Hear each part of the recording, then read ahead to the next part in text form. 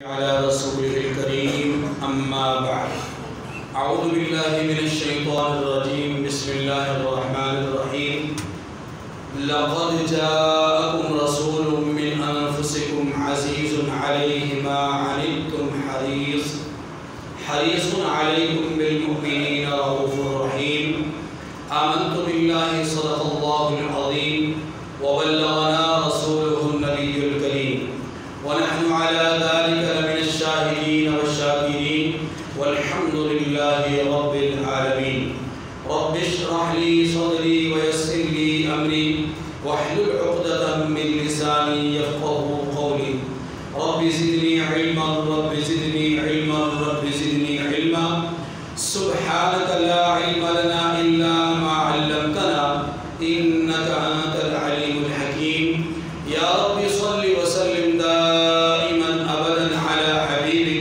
على حبيبك خير الخلق كلهم اللهم صل على محمد وعلى آل محمد كما صليت على إبراهيم وعلى آل إبراهيم إنك حميد مجيد اللهم بارك على محمد وعلى آل محمد كما باركت على إبراهيم وعلى آل إبراهيم إنك حميد مجيد محترم بزرگوں، بھائیوں، دوستوں، ساتھیوں، ہماری گفتگو کا عنوان اور موضوع چل رہا تھا حقوق مصطفیٰ صلی اللہ علیہ وسلم، اور ان میں پہلا حق معرفت مصطفیٰ صلی اللہ علیہ وسلم پر بات ہو رہی تھی۔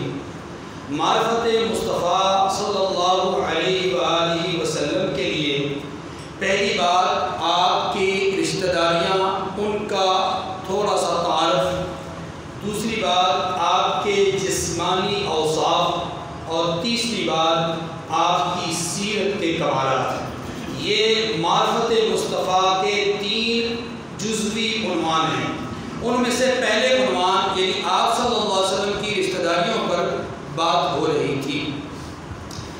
آپ علیہ السلام کے نسب نامے کو بیان کرنے کے بعد آپ کے چچاؤں، پھوپھیوں، آپ کی رضائی اور بھائیوں اور بہنوں کا تذکرہ کرنے کے بعد ازواج مطہرات کا کچھ ذکر ہوا۔ ان میں سے 7 ازواج مطہرات کا ذکر ہو چکا۔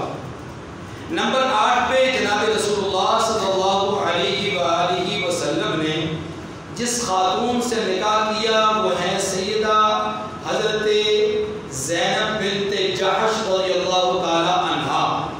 یہ رسول اللہ صلی اللہ علیہ وآلہ وسلم کی بہت قریبی رشتہ دار تھی۔ آپ صلی اللہ علیہ وسلم نے خود ان کا نکاح اپنے منہ بولے بیٹے حضرت زید بن حارثہ رضی اللہ تعالی عنہ سے کیا تھا۔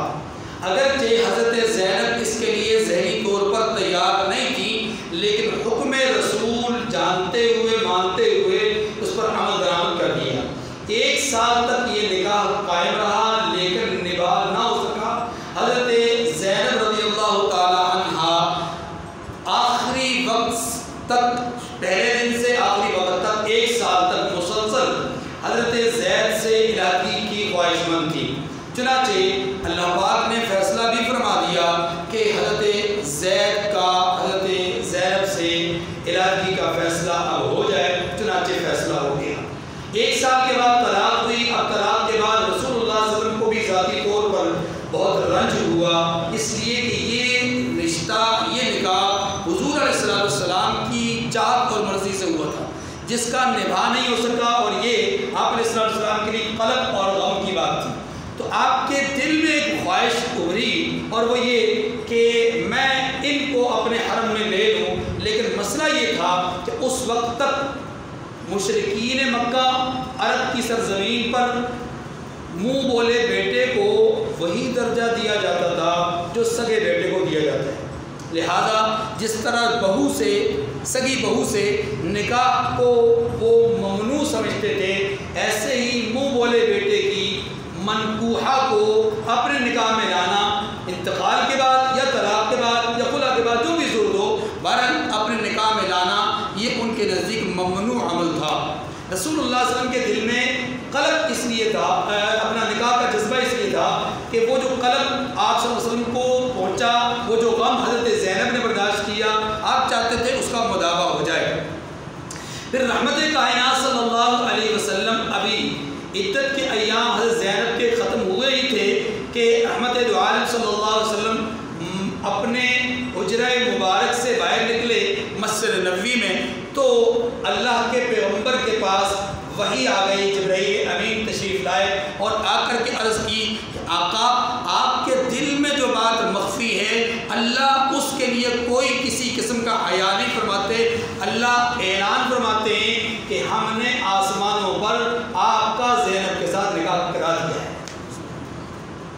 زینب بنت جحش رضی اللہ تعالی عنہا یہ وہ خاتون ہیں کہ جو رسول اللہ صلی اللہ علیہ وسلم کے عقد میں آنے والی 8ویں زوجہ مطہرہ ہے، اور ان کے فضائل اور ان کے مناقب بہت زیادہ ہیں۔ صرف اتنی بات عرض کروں گا کہ رسول کائنات صلی اللہ علیہ وسلم نے اپنی حیات طیبہ میں ایک روز ایک بات فرمائی تھی، اور وہ فرمایا تھا کہ میرے بعد سب سے پہلے میری ازواج میں سے میرے قریب یا مجھ سے ملاقات وہ عورت کرے گی، وہ خاتون کرے گی، وہ زوجہ مطہرہ کرے گی کہ جن کے ہاتھ بڑے ہوں گے۔ تو حضرت سودا ابن زمعہ رضی اللہ تعالی عنہ نے اپنے ہاتھوں کو دیکھا، باقیہ ازواج مطہرات سے ان کے ہاتھ نسبتاً بڑے تھے، تو وہ سمجھی کہ شاید میں سب سے پہلے رسول کائنات صلی اللہ علیہ وسلم سے ملاقات کروں گی آپ کے دنیا سے پردہ فرمانے کے بعد۔ لیکن ہوا ایسا نہیں۔ ہوا کیا کہ حضرت زینب بنت جحش رضی اللہ تعالی عنہا سن 15 ہجری میں رسول اللہ صلی اللہ علیہ وسلم کے پردہ فرمانے کے 5 سال بعد حضرت زینب کا انتقال ہو گیا۔ جب حضرت زینب کا انتقال ہوا تو حضرت سودا رضی اللہ عنہ پریشان ہو گئی کہ ہاتھ تو میرے بڑے تھے۔ پھر خیال آیا کہ یہاں ہاتھ بڑے ہونے سے مراد جسمانی ساخت کے اعتبار سے وسعت اور بڑائی نہیں ہے، بلکہ یہاں ہاتھ بڑے ہونے سے مراد سخاوت اور فیاضی ہے، اور یقیناً حضرت زینب بنت جحش رضی اللہ تعالیٰ عنہ انتہائی فیاض اور انتہائی سخی خاتون تھی۔ آپ کا انتقال سن 15 ہجری میں ہوا۔ 9ویں نمبر پر رسول کائنات صلی اللہ علیہ وسلم کے حرم میں آنے والی خاتون، ان کا نام حضرت سیدہ جویریہ رضی اللہ تعالی عنہا ہے۔ آپ رضی اللہ تعالی عنہا مصافح بن صفوان نامی ایک شخص کے ساتھ آپ کا نکاح ہوا، کوئی اولاد نہیں ہوئی۔ یہ رسول اللہ صلی اللہ علیہ وسلم کے اعلان نبوت سے تقریباً 2 سال پہلے ان کی ولادت ہوئی تھی، اور آپ علیہ السلام کے حرم میں آنے کی ان کی جو سن ہے وہ 5 ہجری ہے۔ گویا رسول اللہ صلی اللہ علیہ وسلم کے اعلان نبوت کے 17ویں سال آپ رضی اللہ تعالیٰ عنہ حضور کے عقد میں آئیں۔ لیکن واقعہ بڑا دلچسپ ہے، بہت دلچسپ بات ہے، اور وہ یہ کہ رسول اللہ صلی اللہ علیہ وسلم سن 5 ہجری میں شعبان 2 تاریخ کو آپ غزوہ بنی مصطلق، یا جس کو غزوہ قریسی بھی کہا جاتا ہے، اس کی طرف نکلے۔ رسول اللہ صلی اللہ علیہ وسلم کے ساتھ صحابہ کرام تو تھے ہی، لیکن کچھ منافقین بھی پہلی دفعہ کسی غزوے یا جنگ میں شریک ہوئے۔ رسول اللہ صلی اللہ علیہ وسلم اس غزوے میں آپ کامیاب ہوتے ہیں، چونکہ غزوے کی تفصیل بتانا یہاں مقصود نہیں ہے۔ غزوے میں جب آپ کامیاب ہوتے ہیں تو اس غزوے کے اندر حضرت جویریہ کے خامن مصافح بن صفوان یہ قتل ہو گئے، اور ان کے والد حارث بن زرار یہ موقع سے فرار ہو گئے، اور انہوں نے اپنی جان بچا لی۔ آپ رضی اللہ تعالی عنہ کے خاندان کے تقریباً 400 اور ایک روایت میں آتا ہے کہ 600 لوگ گرفتار ہوئے، یا آپ کی قبیلے کے غزوہ یعنی بنی مصطلق جو خاندان تھا، قبیلہ تھا، اس کے 400 یا 600 لوگ گرفتار ہوئے۔ رسول اللہ صلی اللہ علیہ وسلم نے جب ان گرفتار لوگوں کو بطور غنیمت تقسیم کیا، باندی اور غلام کے طور پر، مردوں کو بطور غلام اور عورتوں کو بطور باندیاں جب تقسیم فرمایا، تو حضرت جویریہ رضی اللہ تعالی عنہا یہ تقسیم میں حضرت حارث ابن قیس شماس کے قسمت میں آئیں۔ حضرت حارث نے ان کو اپنی تحویل میں لیا، یا اپنے سپردگی میں جب قبول کر لیا، اس کے بعد انہوں نے ایک درخواست کی، حضرت جویریہ نے ایک درخواست کی، اور وہ یہ تھی کہ اے حارث، اگر آپ مجھے کچھ بدلے کتابت لے کر کے آزاد کر دیں تو آپ کی نوازش ہوگی۔ وہ ہوتا یہ ہے کہ کوئی غلام، کوئی لونڈی اپنے مالک سے یہ کہتے ہیں کہ میں آپ کو 200 درہم جو ہے 400 درہم یا کچھ رقم آپ کو اتنی میں اگر ادا کر دوں تو کیا آپ مجھے آزاد کر دیں گے؟ مالک اگر اس بات پہ رضامند ہو جائے تو اس کو بدلے کتابت کہتے ہیں، مکاتبت بدلے کتابت۔ اب حضرت جویریہ نے ان سے بدلے کتابت طے کر لیا، طے کرنے کے بعد سیدھی گئی رسول اللہ صلی اللہ علیہ وسلم کے دروازے پر۔ آپ علیہ السلام اپنے حجرہ مبارک میں تھے، دروازہ کھٹکھٹایا، اندر سے پوچھا گیا کون؟ کہا جی حارث غزو جو بنو مستلق کا سردار تھا حارث، میں اس کی بیٹی جویریہ ہوں اور آپ سے بات کرنا چاہتی ہوں۔ رسول اللہ صلی اللہ علیہ وسلم نے ان سے ملاقات کی اور ملاقات کر کے ملاقات کی وجہ پوچھی تو انہوں نے بتایا کہ میں حارث ابن قیس کی تحویل میں ہوں اور ان کی لونڈی بنا کر کے انہیں دے دی گئی ہوں۔ میری خواہش یہ ہے کہ میں ان سے بدلے کتابت کر لوں، معاہدہ طے ہو چکا ہے، اب آپ کے پاس حاضر اس لیے ہوئی ہوں کہ اگر آپ میرا تعاون کر دیں تو مجھے آزادی مل جائے گی۔ رسول اللہ صلی اللہ علیہ وسلم نے فرمایا کہ اچھا میں اس سے زیادہ بہتر بات نہ بتاؤں؟ انہوں نے عرض کی کہ اے محمد صلی اللہ علیہ وسلم آپ بتلائیے، اس وقت تک مسلمان نہیں، کہا مجھے بتلائیے۔ اللہ کے رسول نے فرمایا کہ آپ کلمہ پڑھ لو، میں آپ کا بدلے کتابت ادا کر دوں اور ادا کرنے کے بعد آپ کو آزاد کر دوں اور اس کے بعد آپ سے نکاح کر دوں، کیا آپ اس بات پہ رضامند ہیں؟ تو حضرت جویریہ کی آنکھوں میں خوشی کے آثار نظر آئے، فرمایا محمد صلی اللہ علیہ وسلم مجھے قبول ہے۔ فوری طور پہ کلمہ پڑھا، کلمہ پڑھ کے آپ علیہ السلام نے بدلے کتابت لیا، حضرت حارث کے سپرد کیا اور وہاں سے آزادی پا کر یعنی وہاں سے آپ حضور صلی اللہ علیہ وسلم کے پاس آ گئی۔ حضور صلی اللہ علیہ وسلم نے ان کو آزاد کر دیا، آزاد کرنے کے بعد اب ان سے نکاح بھی کر لیا۔ نکاح کرنے کے بعد اب یہ عقد رسول میں آ گئی، حرم رسول میں آ گئی، امہات المؤمنین میں کی صف میں شامل ہو گئی۔ حضرت جویریہ رضی اللہ تعالیٰ عنہ جب رسول اللہ صلی اللہ علیہ وسلم کے حرم میں آئی تو آپ علیہ السلام نے ان کے حق مہر کے طور پر جو چیز طے کی تھی وہ یہ تھی کہ ان کے خاندان کے سارے قیدیوں کو آزاد کر دیا۔ حضرت سیدہ عائشہ رضی اللہ تعالیٰ عنہ فرماتی ہیں کہ حضرت جویریہ انتہائی خوش نصیب خاتون ہیں کہ ان کی برکت سے اللہ نے ان کے خاندان کے قیدیوں کو آزادی اور رہائی دلائی۔ خاندان کے لوگ آزاد ہو کر کے چلے گئے، کچھ لوگ اسی وقت موقع پر مسلمان ہو گئے، کچھ لوگ بغیر اسلام کی قبول کیے چلے گئے۔ حارث جو ان کے والد تھے وہ بھاگے ہوئے تھے، انہیں خبر ملی کہ محمد صلی اللہ علیہ وسلم نے میری بیٹی کو لونڈی بنا لیا ہے اور لونڈی بنا کر کے کسی کے سپرد کر دیا ہے۔ اسے یہ بات بہت زیادہ دشوار لگی اور بہت زیادہ تکلیف دہ محسوس ہوئی کہ ایک سردار کی بیٹی کو لونڈی بنا دیا گیا۔ وہ ایک بہت سارا مال اونٹوں پر بکریوں پر لاد کر کے جو ہے وہ لے آیا، اونٹوں پر لاد کر کے اور بکریوں کا ریوڑ ایک ساتھ لے کر آ گیا۔ چلتے چلتے راستے میں اس کے خیال آیا کہ میرے 2 گھوڑے ہیں بڑے ہی مجھے پسند ہیں، وہ بھی اس ریوڑ میں شامل ہیں، یہ سامان میں شامل ہیں، کیوں نہ میں ان کو ایک سائڈ پہ کر لوں اور باقی سارا سامان دے دوں۔ چنانچہ اس نے ایک پہاڑ کے دامن میں ان 2 اونٹوں کو یا گھوڑوں کو، دونوں روایات، ان کو وہاں پر رکھ دیا اور خود چلا آیا رسول اللہ صلی اللہ علیہ وسلم کے پاس۔ اللہ کے رسول کے پاس حاضر ہوا اور آ کر کے کہنے لگا کہ اے محمد میری بیٹی کو آپ نے لونڈی بنا دیا ہے اور میری خواہش یہ ہے کہ آپ اس کو آزاد کر دیں، اس کے بدلے میں یہ سارا مال دینے کے لیے تیار ہوں۔ رسول اللہ صلی اللہ علیہ وسلم نے فرمایا حارث وہ 2 اونٹ یا گھوڑے کہاں ہیں جن کو تم گھر سے تو لائے تھے، یعنی اپنے مقام سے تو لے کر آئے تھے لیکن راستے میں چھپا دیا، ان کو بھی لاؤ۔ اب حارث کے دل میں بات آئی کہ میرے ساتھ تو کوئی نہیں تھا جو آ کر کے یہاں خبر دیتا، اس وقت میڈیا کا دور بھی نہیں تھا کہ کیمرہ لگا ہوتا، ہاں جی کوئی ڈرون جو ہے وہ اوپر چل رہا ہوتا اور آگے نظر آ جاتا۔ اب ان کے دل میں یہ بات آئی کہ یہ ہو نہ ہو یقیناً وہی نبی اور رسول ہیں جن کی بشارت تورات میں آئی ہے۔ چنانچہ فوری طور پہ کہا اے محمد مجھے کلمہ پڑھا دیجیے، کلمہ پڑھ لیا۔ اب کلمہ پڑھنے کے بعد کہنے لگے کہ یا رسول اللہ میری بیٹی لونڈی ہے، آپ اسے جو ہے وہ آزادی دلوا دیجیے۔ اللہ کے رسول نے فرمایا کہ جانتے بھی ہو کہ تمہاری بیٹی کہاں ہے؟ کہا مجھے تو یہی خبر ملی ہے کہ اسے لونڈی بنا دیا گیا ہے اور ایک آپ نے جانصار اور تلمیذ اور شاگرد کے حوالے کر دیا۔ اللہ کے رسول نے فرمایا وہ عام عورت نہیں ہے، اب وہ آپ کے نبی کے حرم میں ہے۔ جب حضرت حارث نے یہ سنا کہ میری بیٹی کو رسول اللہ نے اپنے گھر کی زینت بنایا ہے، اپنے گھر کی اور اپنے حرم کا حصہ بنایا ہے، تو ان کی آنکھیں چمک اٹھی اور چہرے پر جو ہے وہ ایک بشاشت کے آثار نمایاں ہونے لگے اور یہ خوشی محسوس کرنے لگے کہ میں کتنا خوش نصیب آدمی ہوں، میں اس نبی سے بھاگ رہا تھا اور اس نبی نے میری ہی بیٹی کو اپنے گھر کی دولت بنا لیا، یہ حرم بنا دیا اور زینت بنا دیا۔ یہ حضرت جویریہ رضی اللہ تعالیٰ عنہ ہے۔ 10ویں نمبر پر حضرت ام حبیبہ رضی اللہ تعالیٰ عنہ، جن کا اصل نام رملہ بنت ابو سفیان رضی اللہ تعالیٰ عنہ ہے۔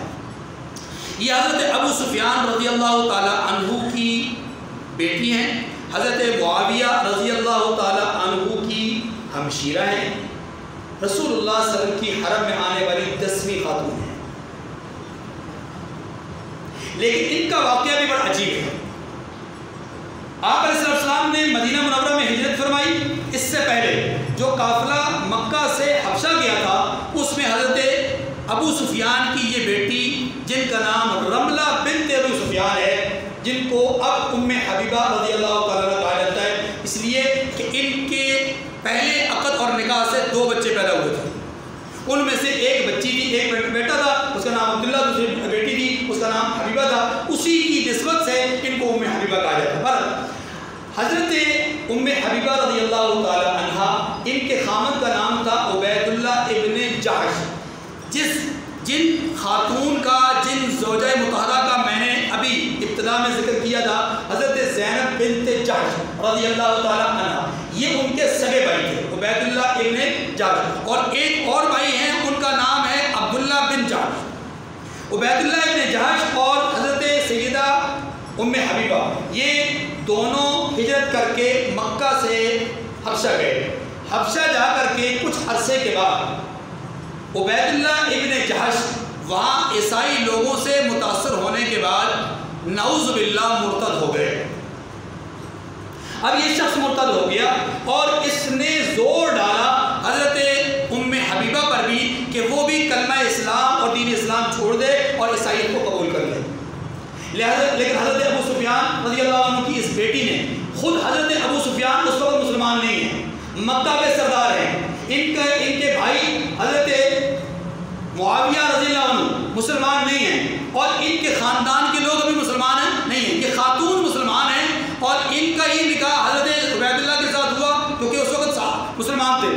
جب ہجرت کر کے وہاں چلے گئے، وہاں مرتد ہو گئے، تو حضرت ام حبیبہ کو انہوں نے زور دیا کہ آپ بھی مرتدہ بن جائیں، لیکن یہ تیار نہ ہوئی، چنانچہ ان کے درمیان ہو گئی علاقی۔ جب ان کے درمیان علاقی ہو گئی، اب یہ خاتون اکیلی تھی، اور ان کی جو بیٹی تھی حضرت حبیبہ رضی اللہ تعالیٰ عنہ، یہ جوان تھی، شادی شدہ تھی، اور ان کی شادی ہو چکی تھی۔ اب یہ ان کے گھر میں ان کے ساتھ رہتی تھی، کچھ عرصہ وہاں رہی۔ رسول اللہ صلی اللہ علیہ وسلم کو خبر ملی کہ ابو سفیان مکہ کے سردار کی بیٹی جو کہ مسلمان ہے، اور ان کا نکاح حضرت زینب کے بھائی عبید اللہ کے ساتھ ہوا، عبید اللہ ہو گئے مرتد، وہ مرتدہ نہیں ہوئی۔ اب اللہ کے رسول صلی اللہ علیہ وسلم کو پتہ چلا کہ ان کے درمیان علیحدگی بھی ہو گئی ہے۔ آپ علیہ السلام کو ان سارے حالات کی آگاہی ہونے کے بعد آپ کو بہت تکلیف ہوئی کہ ایک مکہ کی سردار کی بیٹی جو کہ مسلمان ہوئی، اب کل کو اس کو کوئی تانا بھی دے سکتا ہے کہ دیکھو تمہارے مسلمانوں نے تمہارے ساتھ کیا سلوک کیا، تمہارے مذہب نے تمہیں کیا دیا، تمہارے دین نے، تمہارے شریعت نے تمہیں کیا دیا، یوں ان کے اوپر تان و تشریح ہو سکتی ہے۔ اللہ کے رسول صلی اللہ علیہ وسلم نے حضرت ام حبیبہ کے لیے پیغام نکاح بھیجا۔ اس وقت کے جو حبشہ کے ملک تھے، بادشاہ تھے، جن کو ہم کیا کہتے ہیں، نجاشی بادشاہ کے نام سے ہم جانتے ہیں، اس نجاشی بادشاہ کے پاس رسول اللہ صلی اللہ علیہ وسلم نے اپنا پیغام نکاح بھیجا ام حبیبہ کے لیے۔ نجاشی نے ام حبیبہ رضی اللہ عنہ کو رسول اللہ صلی اللہ علیہ وسلم کا پیغام دیا، آپ کی رضامندگی کو دیکھا، آپ رضامند تھی رسول اللہ صلی اللہ علیہ وسلم کی طرف سے۔ اس نجاشی بادشاہ نے 4000 درہم، جو ازواج مطہرات میں سے سب سے زیادہ حق مہر ہے، وہ 4000 درہم ان کے عقد یا حق مہر کے طور پر قبول دیا ان کو، اور ان کا نکاح اس وقت حضرت نجاشی رحمہ اللہ کی سربراہی میں، نگرانی میں، اور ان کی سرپرستی میں وہاں پر کیا گیا۔ حضرت ام حبیبہ کا نکاح حبشہ میں ہوا، رسول اللہ صلی اللہ علیہ وسلم مدینہ منورہ میں تھے۔ پھر اس نکاح کے کچھ عرصے کے بعد یہ قافلہ جو کہ اپنا حبشہ گیا ہوا تھا، یہ سارا کا سارا قافلہ حبشہ سے اب مدینہ منورہ کی طرف آیا۔ یہ سن تقریباً 6 یا 7 ہجری کی بات ہے، جب غزوہ خیبر ہوا، اس وقت رسول اللہ صلی اللہ علیہ وسلم خیبر کی طرف گئے ہوئے تھے۔ یہ پیچھے سارے کے سارے لوگ حبشہ سے مدینہ منورہ آ گئے، 6-7 سال یہ وہاں رہے حبشہ میں۔ رسول اللہ صلی اللہ علیہ وسلم کو خبر ملی، اللہ کے جو ہے حضرت ام حبیبہ اور دوسرے لوگ جو آ گئے،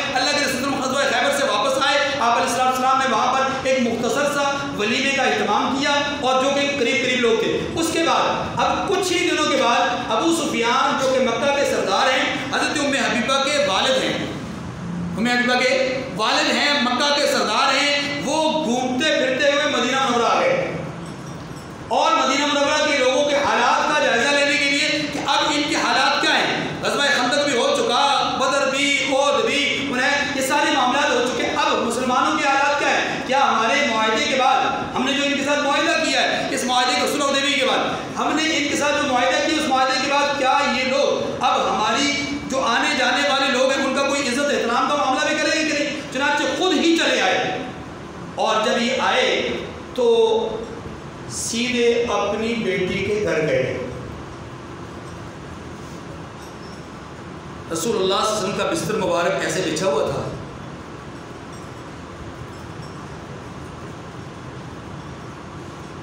کہنا یہ چاہتا ہوں کہ گم ہو جائیں وہ زبانیں، گم ہو جائیں وہ زبانیں، ٹوٹ جائیں وہ ہاتھ، شل ہو جائیں وہ ہاتھ اور مفلوج ہو جائے وہ دماغ جو حضرت ابو سفیان اور ان کے بیٹے معاویہ اور ان کی بیٹی ام حبیبہ پر لب کشائی کرتے ہیں رضی اللہ تعالیٰ.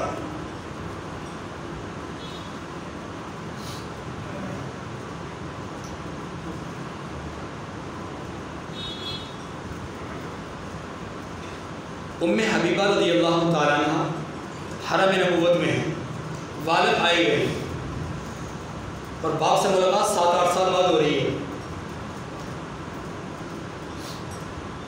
بستر رسول بچھا ہوا، ابو سفیان مسلمان نہیں ہے. بڑے آگے اور بستر پر بیٹھنے لگے. حضرت ام حبیبہ نے فوراً آپ کا بازو پکڑا. میں رکی ابا جی، رکے. اب جب وہ رکے تو آپ رضی اللہ عنہ نے وہ بستر اٹھا لیا. ابو سفیان خود کہتے ہیں کہ میرے دل میں خیال آیا آخر باپ اتنے عرصے کے بعد ملا ہوں، مدینہ منورہ کے سردار کے گھر آیا ہوں، تو شاید یہ بستر میرے قابل نہیں ہوگا، اس کو اٹھا کر کے ایک اچھا بچھونا بچھانا چاہتی ہوں. کہتے ہیں بستر اٹھا دیا. میں انتظار میں ہوں کہ وہ بستر نیا بچھائیں تو مجھے کہنے لگی کہ ابا جی بیٹھیے. میں نے کہا رملہ یہ کیا ماجرا ہے؟ کہا ابا جی یہ بستر رسول کائنات صلی اللہ علیہ وسلم کا ہے، آپ مشرک ہو اور کسی مشرک کو یہ ذہن نہیں دیتا کہ وہ رسول اللہ کے بستر پہ قدم نہیں رکھے. لب کشائی کرتے ہیں ان مقدس شخصیات میں جنہوں نے باپ کے رشتے کو رسول اللہ کے رشتے پر اور رسول اللہ کی عظمت پر قربان کیا.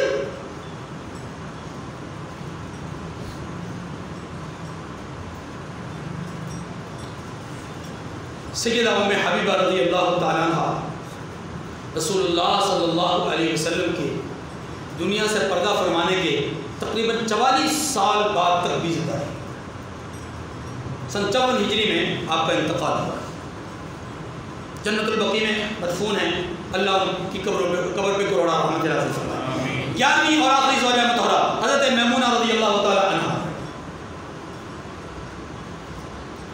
ان کے ساتھ رسول اللہ صلی اللہ علیہ وسلم کا عقد ہوا اور یہ حضور کے حرم میں آنے والی 11ویں اور آخری خاتون ہیں. کچھ ہی عرصہ ان کا نکاح حضور علیہ السلام کے ساتھ رہا. اس کے بعد آپ یعنی کچھ عرصہ یہ حضور کے ساتھ زندگی گزار سکی اور اس کے بعد حضور علیہ السلام دنیا سے پردہ فرما گئے. یوں 11 ازواج کا میں نے مختصر سا تعارف اور تذکرہ کیا ہے. اللہ مجھے اور آپ کو توفیق عمل نصیب فرمائے. اس کے بعد اب حضور علیہ السلام کے بعد حضور کے جو نائبین ہیں ان کو ہم خلفائے راشدین کہتے ہیں. کیا کہتے ہیں جی؟ خلفائے راشدین دو طرح سے ان کو سمجھے گا. ایک ہے وہ خلفاء جن کی طرف رشد و ہدایت کی نسبت حضور صلی اللہ علیہ وسلم کی حدیث کی وجہ سے کرتے ہیں. آپ صلی اللہ علیہ وسلم نے فرمایا کہ میرے بعد خلافت راشدہ 30 سال تک ہوگی. کتنے سال تک ہوگی؟ ایک تو اس وجہ سے ان کو خلفائے راشدین کہتے ہیں، اور ایک وجہ اگر خلفائے راشدین کے لفظی معنی کو دیکھا جائے تو پھر اس صورت میں اور پہلی صورت میں تھوڑا سا فرق ہوگا اور میں دونوں فرقوں کے مطابق رشتے کو بیان کرنا چاہوں گا. اگر نسبت رسول اور حدیث رسول کی وجہ سے کہی جائے تو پھر حضور علیہ السلام کے بعد خلافت راشدہ 5 لوگ ہیں. کتنے لوگ ہیں؟ نمبر 1 سیدنا حضرت ابوبکر صدیق، نمبر 2 سیدنا حضرت عمر فاروق، نمبر 3 سیدنا حضرت عثمان، نمبر 4 سیدنا حضرت علی المرتضیٰ، نمبر 5 سیدنا حضرت حسن مجتبی رضی اللہ تعالی عنہم. یہ 5 لوگ ہیں جو خلفائے راشدین کہلائیں گے حدیث مبارکہ کی روشنی میں، کیونکہ 30 سال تک ان حضرات نے خلافت اور حکومت کی ہے. اگر خلافت راشدہ کو مانوی طور پہ دیکھا جائے کہ رشد و ہدایت والی خلافت یا حکومت، تو پھر اس لحاظ سے حضور علیہ السلام کے صحابہ کرام جنہوں نے اس کرۂ ارضی پر حکومت کی ہے وہ مجموعی طور پہ 6 ہیں. 5 یہ چھٹے حضرت معاویہ رضی اللہ تعالیٰ عنہ ہے، اور سب سے زیادہ بڑا دور خلافت یا بڑی دور امارت وہ حضرت معاویہ رضی اللہ تعالیٰ عنہ کی ہے. 20 سال تک آپ خلیفہ وقت رہے، 20 سال تک آپ جو حکمران رہے، 20 سال تک آپ امیر رہے. پہلے حضرت معاویہ گورنر تھے جو کہ ان کی زندگی کے 20 سال تک تھے، اور پھر اگلے 20 سال انہوں نے خلافت کی ذمہ داری سنبھالی. یوں مجموعی طور پر 40 سال تک امت کی اور لوگوں کی قیادت کا وہ فریضہ انجام دیتے رہے. پر یہ 6 حضرات ہیں، 6 کے 6 حضرات کی رشتہ داریوں پر ہم بات شروع کرتے ہیں. پہلے خلیفہ حضرت سیدنا ابوبکر صدیق رضی اللہ تعالیٰ عنہ ہے. حضور صلی اللہ علیہ وسلم کے ساتھ ان کی 4 رشتہ داریاں ہیں. مسلمانوں اپنے آبا و اجداد، اپنے اسلاف کو سمجھو. لوگ آپ کو طرح طرح کی باتیں کر کے حضور کی جماعت صحابہ کرام سے کٹا رہے ہیں. اپنے اسلاف اور اپنے اکابر کے رشتوں کو جانو. حضور صلی اللہ علیہ وسلم سے حضرت ابوبکر صدیق رضی اللہ تعالیٰ عنہ کا ایک نہیں 2 نہیں 4 رشتے ہیں. پہلا رشتہ نسب کا ہے. آپ صلی اللہ علیہ وسلم اور حضرت ابوبکر صدیق 7ویں پشت میں فیض بن مالک جو ہیں، یہاں پر فیض بن کعب، ان کی اس نسب میں آ کر کے حضرت پاک صلی اللہ علیہ وسلم اور حضرت ابوبکر صدیق ایک ہو جاتے ہیں. یعنی ان کے جد امجد دونوں کے حضرت فیض بن کعب ہیں، اور اس کے بعد سارے جو پشت ہے، ساری جو لڑی ہے وہ ایک ہی ہوتی ہے، آدم علیہ السلام. یہ پہلا رشتہ ہے. گویا خاندان ایک ہے، برادری ایک ہے، قوم ایک ہے. دوسرے نمبر پر رسول اللہ صلی اللہ علیہ وسلم کے سسر ہیں، اور اللہ کی رسول صلی اللہ علیہ وسلم نے فرمایا اللہ نے مجھے چنا، میرے لیے میرے صحابہ کو چنا، اور صحابہ میں سے کچھ کو میرا وزیر بنایا، کچھ کو میرا مشیر بنایا، کچھ کو میرے داماد بنایا، کچھ کو میرے سسرال بنایا، صحابہ میں سے. اور ہم کہتے ہیں ہمارے لوگوں کو کہ ذہنوں میں بات ڈالی گئی کہ وہ غاصب تھے، وہ یہ تھے، وہ یہ تھے، وہ یہ.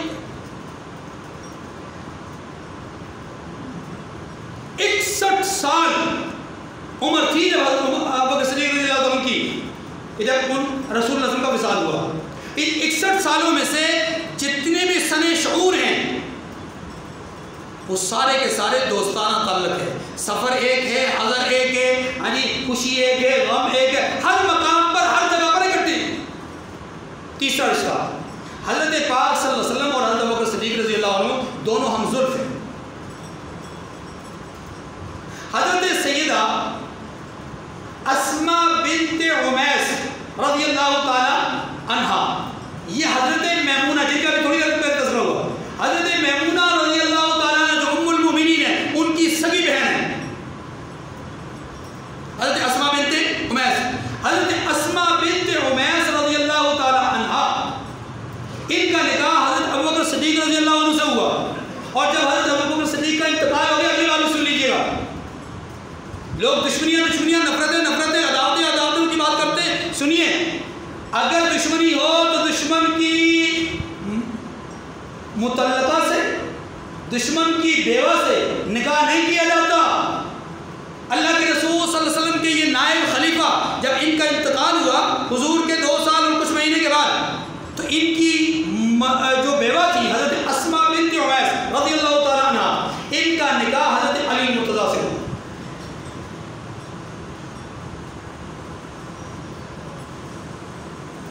جو بھونکنے والے ہیں وہ اس بات رشتوں کو کیوں نہیں بیان کرتے؟ بیان کریں ان رشتوں کو، تاکہ ان کے بھی سننے والوں کو پتہ چلے کہ اتنے قریبی رشتہ دار آپس میں دشمن نہیں ہوا کرتے. اگر دشمنی تھی تو پھر رشتہ بعد میں ہوا. جس دشمنی کو وہ بیان کرتے ہیں وہ دشمنی پہلے اور رشتہ بعد میں ہوا. تو بڑا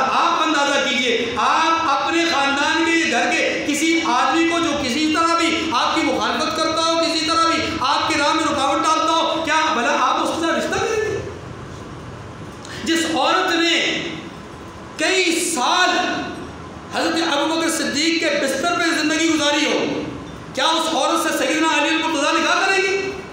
یہ تیسرا رشتہ ہے۔ حضور علیہ السلام کے بھی ہمزلف ہے، حضرت علی رضی اللہ عنہ نے انہی خاتون کے ساتھ نکاح کیا، تو حضرت علی بھی حضور کے ہمزلف پڑھ گئے۔ اب نمبر 4 پہ چوتھا رشتہ یہ ہے کہ حضرت قرینۃ الصغریٰ ایک خاتون ہے اور یہ ہمشیرہ ہیں حضرت ام سلمہ ام المؤمنین رضی اللہ تعالی عنہا کی ہمشیرہ ہے۔ ان کا نکاح حضرت ابوبکر صدیق کے بیٹے عبد الرحمن کے ساتھ ہوا۔ تو 4 رشتے ہوئے خلیفہ اول کے۔ کتنے رشتے ہوئے؟